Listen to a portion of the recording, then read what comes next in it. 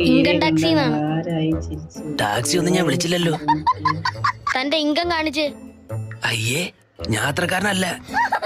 വരുമാനം കാണിക്കാൻ. എന്തിന്? തന്റെ ബ്ലാക്ക് മണി ഉണ്ടെന്ന് ഇൻഫർമേഷൻ കിട്ടി. ഉണ്ട്.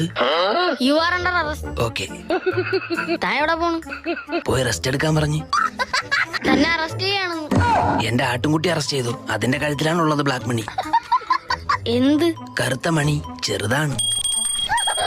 ആ മണിയല്ല, കള്ളപ്പണം. അതില്ല. എന്താ പേര്? മണികണ്ഠൻ. മണി കണ്ട? ഓ കണ്ടു. അതല്ലേ ആട്ടിന്റെ കഴുത്തില്. എടോ, തന്റെ പേര് വിളിച്ചതാ മണി കണ്ടാന്ന്.